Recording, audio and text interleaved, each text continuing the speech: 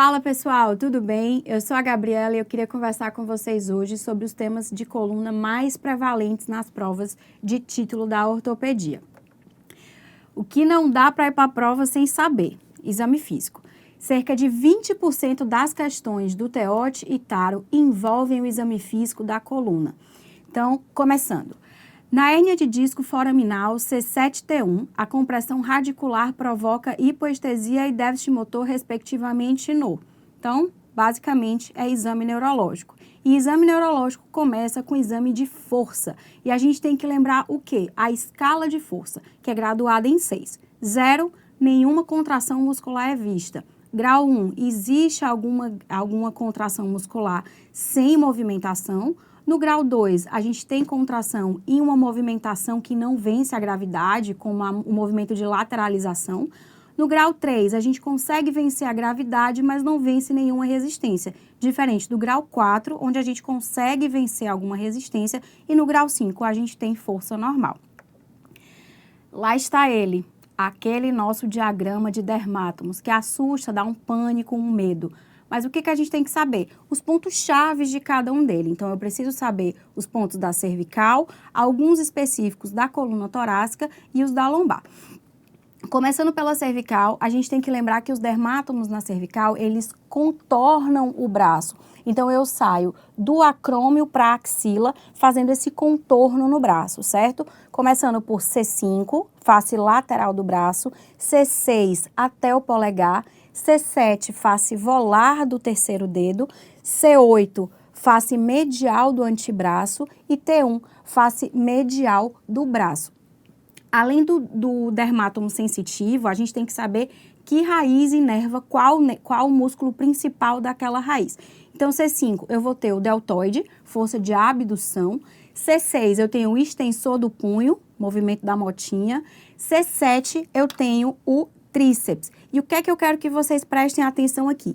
Se eu forçar a barra e puxar uma perninha no 7, eu faço um T de tríceps, tá? Então, lembra aí, C7 é o tríceps. C8 são os flexores dos dedos e T1, os intrínsecos da mão, abdutor do dedo.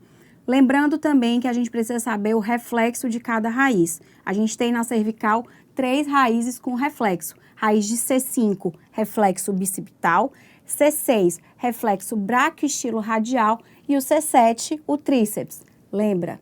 7, T de tríceps. Adiante, o que a gente vai encontrar em algumas questões? Ele fala de compressão cervical na linha média. O que ele quer te falar com isso?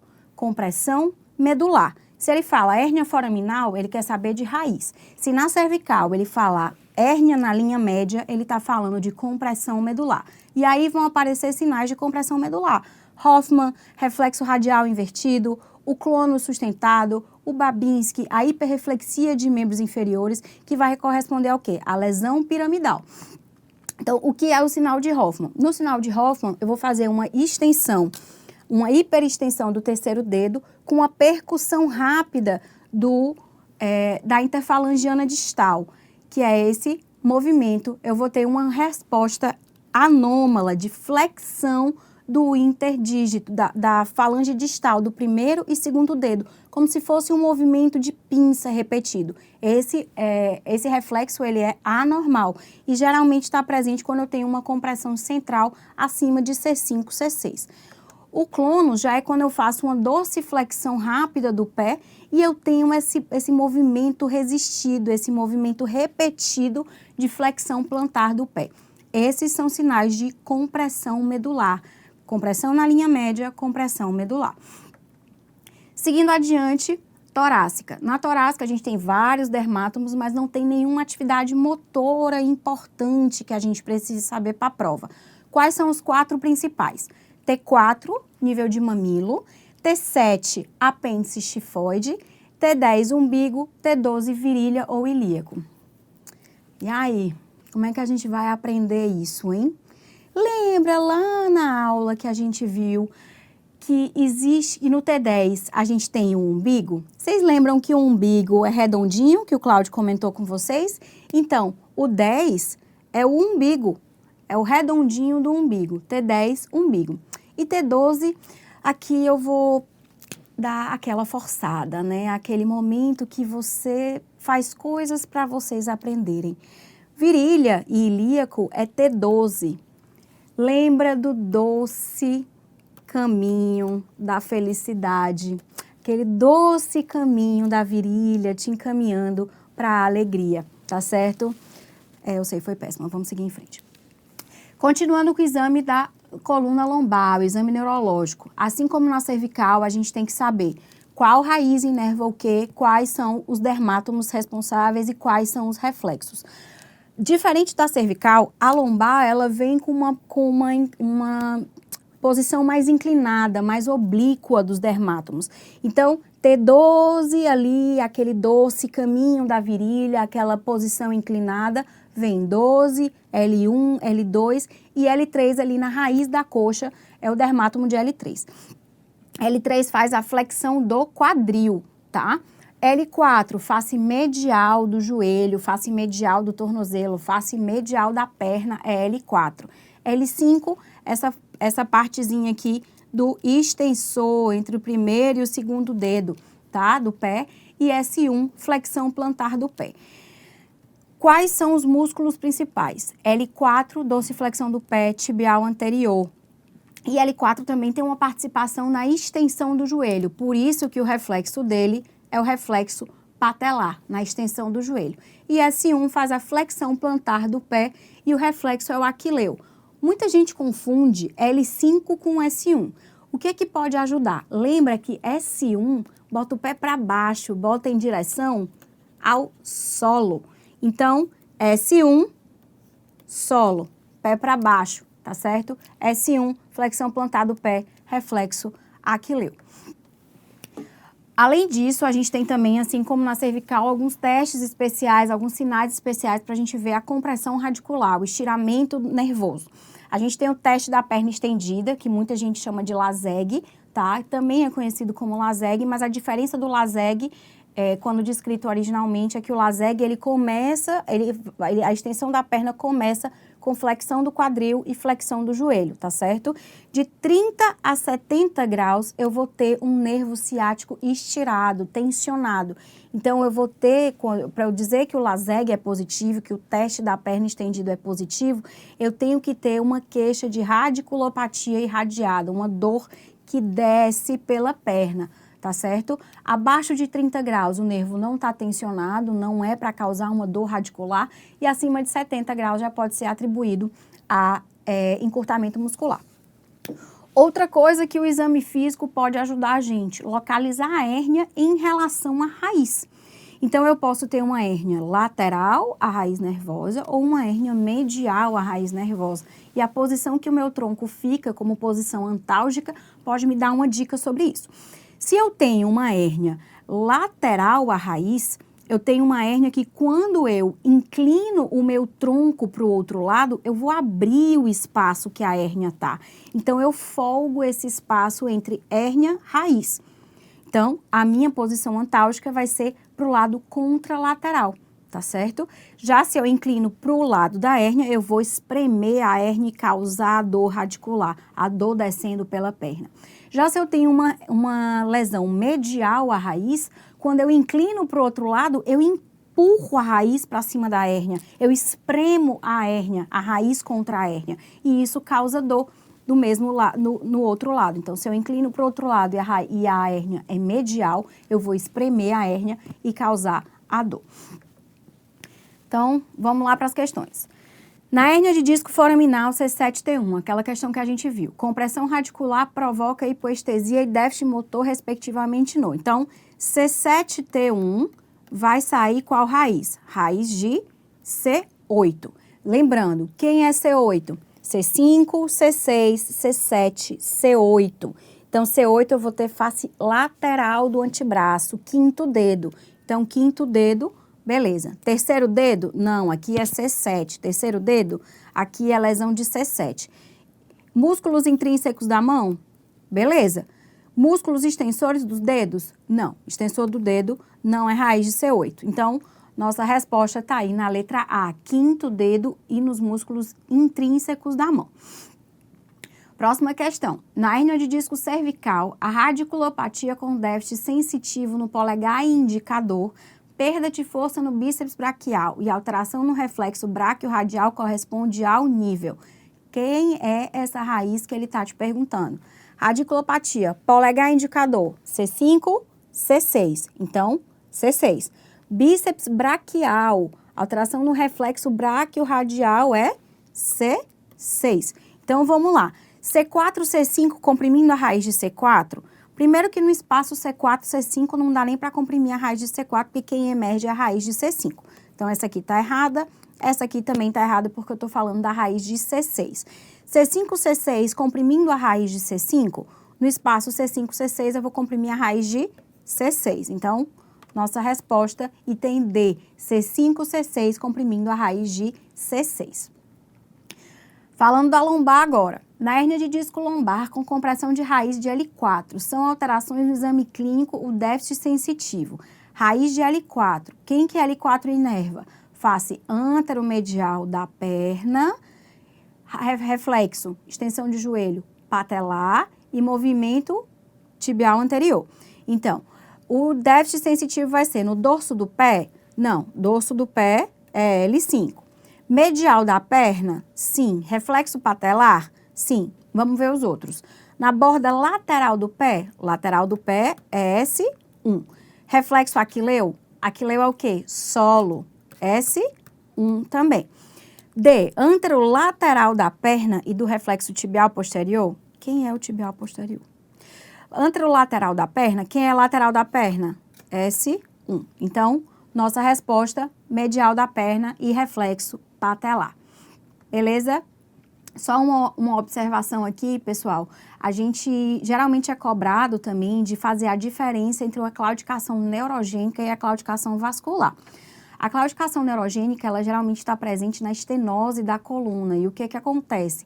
A estenose da coluna, quando você faz a flexão da coluna, ela aumenta o espaço do canal. Então, a flexão anterior da coluna alivia a dor da estenose. Por isso que o sinal do carrinho de supermercado, empurrar o carrinho de supermercado, subir uma ladeira, todas as atividades que têm flexão anterior do tronco, elas melhoram a dor. Então, subir ladeira não é doloroso, diferente de uma claudicação vascular. A dor lombar, ela é comum e a dormência, a dor, ela geralmente é descendente, de proximal para distal, ok? Lembre-se de estudar isso antes da prova. Respira, exame físico já foi. Agora vamos começar a parte de trauma. E a parte de trauma são 40% da prova. 40% das questões que caíram sobre coluna nos últimos 5 anos foram sobre trauma da coluna. O que ele cobra? TEOS 2020, na avaliação radiográfica da fratura do Atlas, o deslocamento lateral das massas laterais maior do que 7 milímetros sugere a lesão de que ligamento? Gabi, socorro. Eu vou entrar em desespero. Calma, pessoal. Foco. A gente vai conseguir. Começando aqui com as fraturas da coluna cervical alta, começando pela fratura do Atlas. A gente tem que lembrar que o Atlas, ela é uma vértebra circular, que ela acomoda o dente, o C2 está ali dentro dela, e o dente repousa sobre o ligamento transverso. Falou de C1, lembra de ligamento transverso. Esse é o ligamento importante da fratura de C1. É o ligamento que segura uma massa lateral na outra. É o ligamento que, se está rompido, vai causar instabilidade, tá? Então, lembrando aqui, fratura por explosão de C1 é igual à fratura de Jefferson, quando eu tenho fratura do arco anterior e arco posterior. Então, eu tenho a minha fratura de Jefferson, fratura por explosão. A estabilidade, como eu falei, está ligada à integridade do ligamento transverso e não costuma acometer ligamento alar. Ligamento alar não está na fratura de Jefferson. Então, o que eu queria que vocês lembrassem? Para eu saber se tem instabilidade, um dos critérios de instabilidade é a integridade do ligamento transverso. Como é que eu vou inferir se o ligamento está inteiro ou não?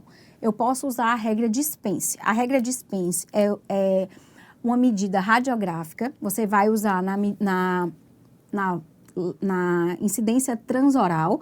E na incidência transoral, esse quadradinho, esse triângulozinho que você vê aqui, eles são as massas laterais de C1, que ficam bem juntinhas, né? Bem lateraisinhas ali com o corpo de C2. Quando eu tenho uma lesão do ligamento transverso, essas massas laterais, elas se afastam. Entende? Então, o que é que eu vou fazer na regra de Spence? A regra de Spence, o que que é? Ele vai somar o grau de deslocamento dessas massas laterais na incidência transoral. Se essa soma for superior a 6,9, eu posso inferir que há lesão do ligamento transverso e, portanto, é uma lesão instável. O tratamento ele pode ser conservador, e assim como tudo na ortopedia pode ser conservador ou cirúrgico, e para ser conservador tem que ser uma fratura estável, o paciente com neurológico normal, e eu posso lançar a mão do halo craniano ou do colar. O que é que eu queria chamar a atenção para vocês aqui sobre o halo craniano? A posição que o pino tem que estar, porque isso já foi questão de prova, tá? Então, lembrar que o pino ele tem que estar 1 centímetro acima do terço lateral para evitar a lesão do nervo supraorbital. E no tratamento cirúrgico, o que é importante lembrar? Dissecou, não vai mais do que 1,5 centímetros para a lateral, porque eu posso pegar a minha bonitinha artéria vertebral que está passando aqui do lado, tá? Então, tratamento cirúrgico, cuidado com a dissecção lateral, não pode ultrapassar 1,5 centímetros. Seguindo agora para a segunda vértebra, fratura do odontoide. O que é que eu tenho que saber? Fratura do odontoide, classificação Anderson-D'Alonso. Classificação de Anderson-D'Alonso é dividida em 3. Avulsão do ligamento alar, que é aquele ligamento que fica ali na pontinha do odontoide, certo? Então, quando eu tenho essa fratura por avulsão, é o tipo 1 de Anderson-D'Alonso. O tipo 2, eu vou ter na junção do processo odontoide com o corpo de C2. E o tipo 3, eu já tenho uma fratura do corpo vertebral, beleza?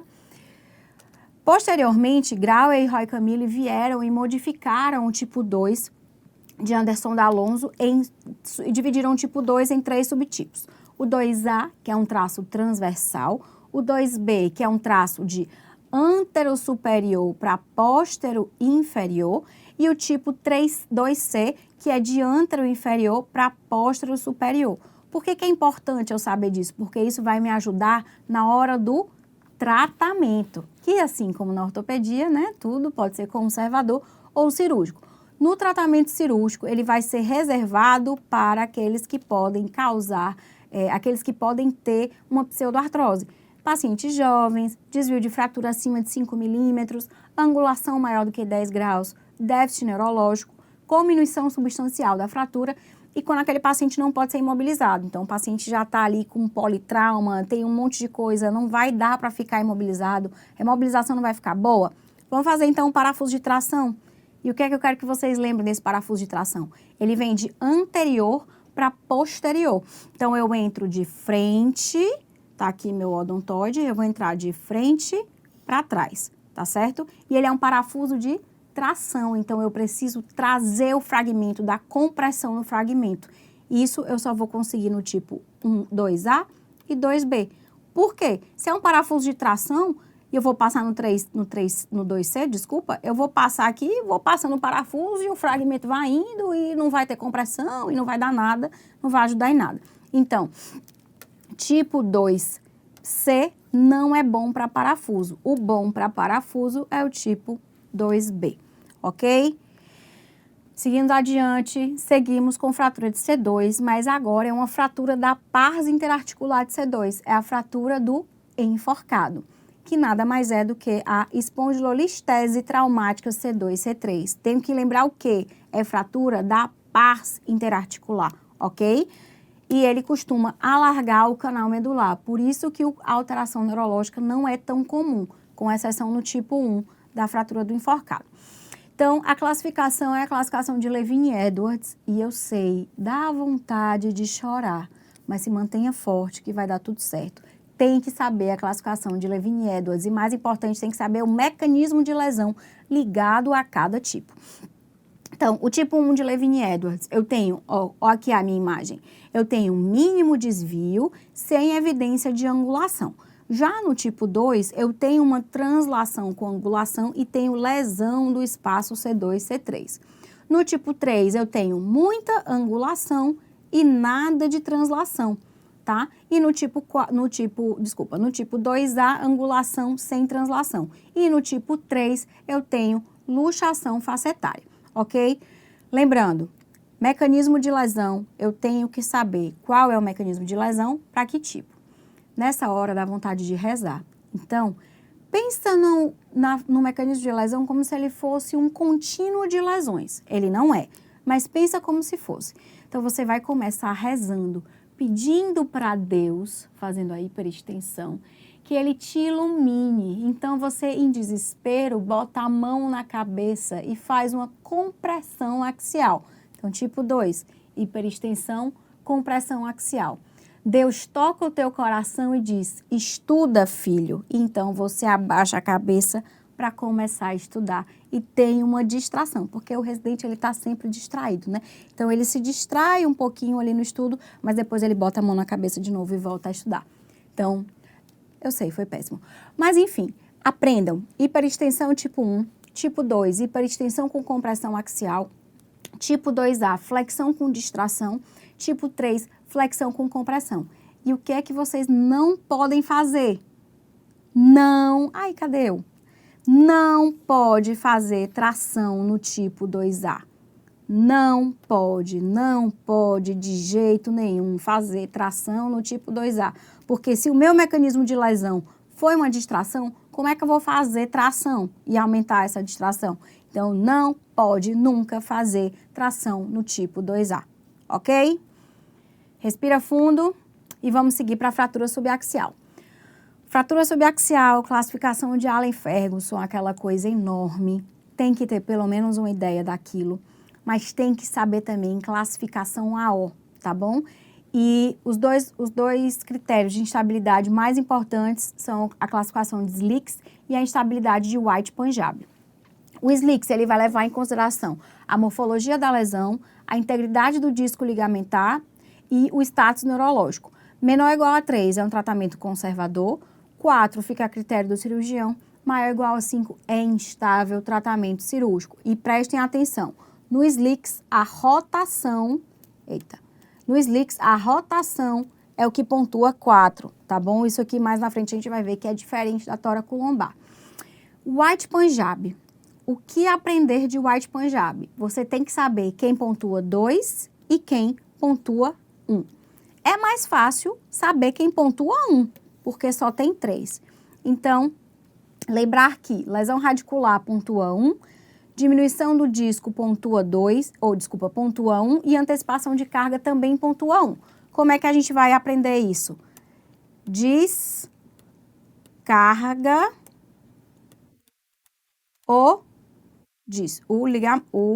a raiz. Então, o disco, carga, antecipação de carga, raiz, lesão radicular. Então, White-Punjabi descarga a raiz. Descarga a raiz. O descarga conta 1. Disco, carga, antecipação de carga, raiz, lesão radicular. Ok? Seguindo para a fratura toracolombar, tem que saber classificação AO. Lembrar que A é uma lesão óssea por compressão, B é uma lesão da banda de tensão e C é uma lesão de deslocamento. Então, A0, fratura mínima que não vai comprometer a instabilidade. A1, fratura em cunha. A2, fratura split. A3, explosão do platô superior de um platô só. E eu sei que é explosão porque eu pego o muro posterior. E A4, explosão dos dois platôs. E o TLIX, lembra que a rotação pontuava 4 no Slicks. Aqui quem pontua 4 é a distração, ok? Então fiquem atentos a isso. Um último detalhe sobre trauma é a questão do acesso. Eles têm gostado muito de cobrar acesso nas últimas provas. Sobre o acesso cervical anterior, lembrar os marcos anatômicos, certo? E lembrar que os vasos ficam, aqui os grandes vasos, eles ficam rebatidos para lateral, para fora. Para medial vai ficar esôfago e traqueia, tá certo? No acesso minimamente invasivo, que é o grande boom agora, que são as cirurgias minimamente invasivas da coluna, lembrar que o TLIF, ele entra entre o longuíssimo e o multífido, e saber também os acessos do minimamente invasivo. PLIF é o posterior, TLIF é o que entra entre o longuíssimo e o multífido. O XLIF ou LLIF, o acesso lateral, ele vai entrar entre o psoas, dentro do psoas. O OLIF, ele entra na frente do psoas e o ALIF, ele entra anterior, tá? Guardem essa imagenzinha aqui na cabeça de vocês, porque ela pode cair. Então, vamos lá. Na avaliação radiográfica da fratura do atlas, o deslocamento lateral das massas laterais maior do que 7 milímetros sugere ligação de que ligamento? C1, qual é o ligamento que eu falei? Transverso. Beleza? Então, tá aí ligamento transverso. Regra de Spence. Nas lesões traumáticas da coluna cervical subaxial, são pontuados com 2 pontos segundo White Punjab. Vamos lembrar quem que pontua um? Descarga e raiz. Então, disco, antecipação de carga e raiz. A, translação de 3,5 lesão radicular, raiz pontua 1. B, lesão dos elementos posteriores e lesão radicular, raiz pontua 1. C, lesão dos elementos anteriores e estreitamento anormal do disco, disco pontua 1. Lesão dos elementos anteriores e angulação sagital maior do que 11 graus? Beleza. Resposta, letra D. No Taro de 2020, ele perguntou: a fratura do odontoide tipo 1 de Anderson D'Alonso ocorre por tração do ligamento. Tipo 1 do Anderson D'Alonso, lembra lá do odontoide? A tração do ligamento alar, então não é ligamento transverso. Corresponde a 1% dos casos, tá? É pouco comum. Tração do ligamento alar, fratura do tipo 1 Anderson D'Alonso não é comum. Trauma raquimedular. Eu sei. 8% das questões. Tem que estudar, gente. E tem que estudar tudo, porque ele quer saber qual é a diferença de choque medular, qual é a diferença de choque neurogênico para choque hipovolêmico, qual é a lesão incompleta que causa tal coisa, onde é essa lesão. Tem que estudar. Mas o que eu vou trazer para vocês? Uma coisa que eles têm cobrado ultimamente, que é a CIVORA. O que é a CIVORA? A CIVORA, ela é uma sigla, na verdade, que significa lesão de trauma raquimedular sem alteração radiológica. E ela foi descrita antes do advento da ressonância. Então, é uma alteração neurológica que não traz alteração no raio-x, TC ou mielografia, não abrange lesões de parto, choque, lesão penetrante associada a deformidades congênitas. Geralmente, ela acontece por um mecanismo que vai causar edema e lesão vascular, e ela é mais comum no esqueleto imaturo, tá certo, gente? 42% dos pacientes que têm a CIVORA, eles têm menos de 9 anos de idade. 70% são lesões incompletas e é mais comum na coluna cervical. Lembra, a criança tem um cabeção, aquela cabeça grande, a tendência é fazer lesão cervical, tá bom? Então, a CIVORA ela é mais frequente em crianças na coluna cervical. Espondilolistese é um tema que, apesar da gente não ver muito, chegou a ser 10% das questões dos últimos 5 anos. Então, o tratamento da espondilolistese L5-S1 por meio da técnica de Gil, ela é indicada em que tipo? Então, vamos lá. Tem que saber classificação. Lógico, mais uma, né, pra gente entrar naquele pânico, né, e dizer assim, Gabi, não, eu vou desistir desse trampo, eu vou desistir de trampar. Olha aí você já aprendeu a classificação de Wiltz. Classificação de Wiltz é o desisto de trampar. Tipo 1, displásica. Tipo 2, isquímica. 3, degenerativa. 4, traumática. 5, patológica. E posteriormente foi descrita a iatrogênica, tá certo? A displásica, ela tem a pars intacta, é uma pars alongada, mas a pars está inteira.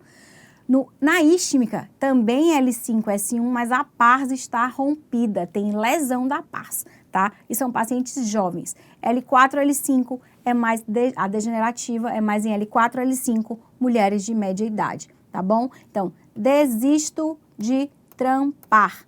Classificação de Wiltz. Tem que saber também a classificação de Mayerdin. A classificação de Mayerdin, ela é bem básica, ela calcula o grau de escorregamento e ela vai dividir o platô superior de S1 em 4. De 0 a 25% de escorregamento, grau 1, e isso você vai ver com um pontinho na borda posterior do corpo de L5. Então, 0 a 25% de escorregamento, grau 1, de 25% a 50%, grau 2, grau 3, de 50% a 75%, grau 4, de 75% a 100%, e acima de 100% é o grau 5, ou a espondiloptose. Falando um pouquinho do cachorro escocês, é aquela imagem que vai aparecer na oblíqua. E o que é que me interessa do cachorro escocês? Saber se o bonitinho está ou não de coleira, tá certo?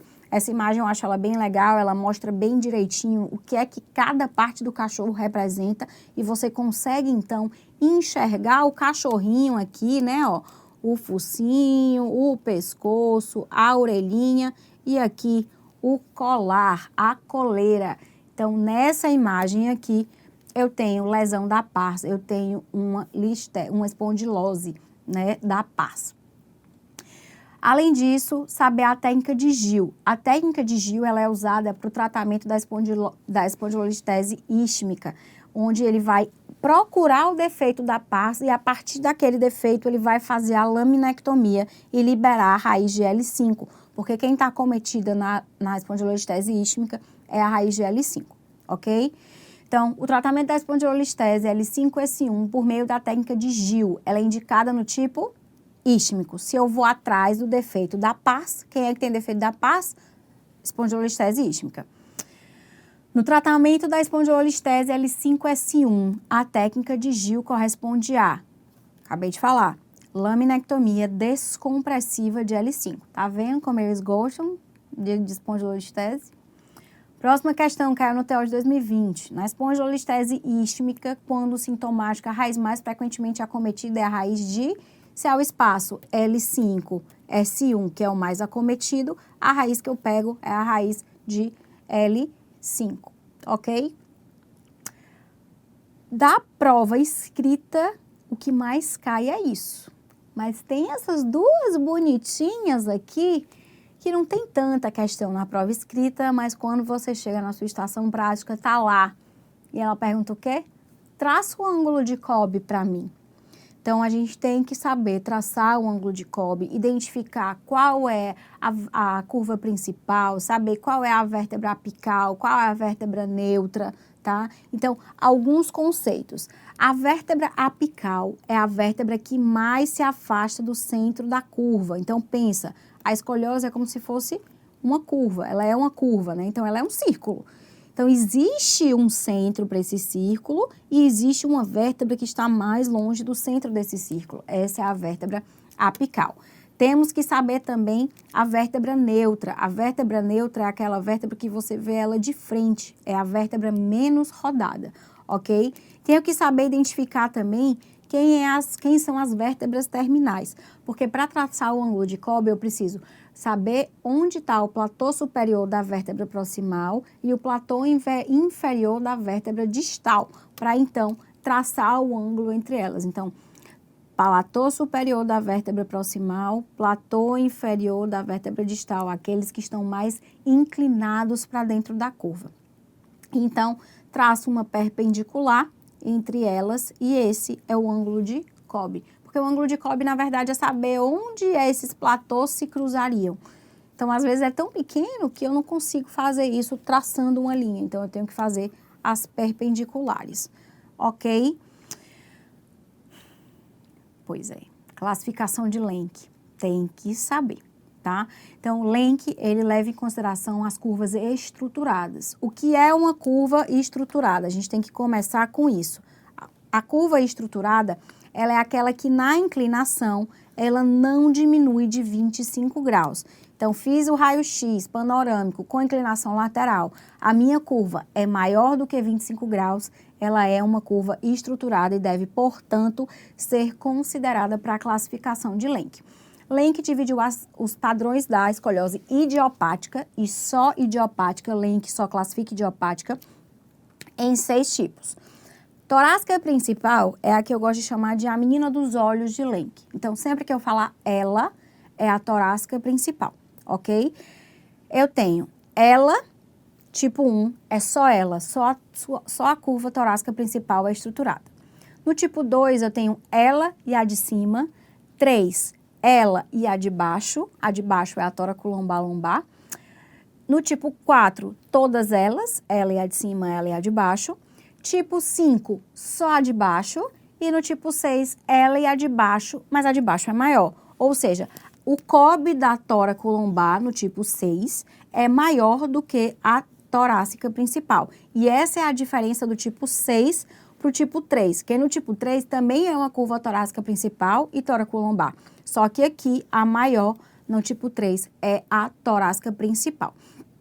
Tá certo? Então, ela é a de cima, ela é a de baixo, todas elas, só a de baixo, ela é a de baixo, mas a de baixo é maior. Lembrando dos critérios de estruturação. Seguindo agora para os modificadores. Lenk é dividido em 3 partes. Você define qual é o tipo de curva e depois você vai fazer os modificadores. Eu tenho o modificador lombar e o modificador sagital, certo? Que é o modificador torácico.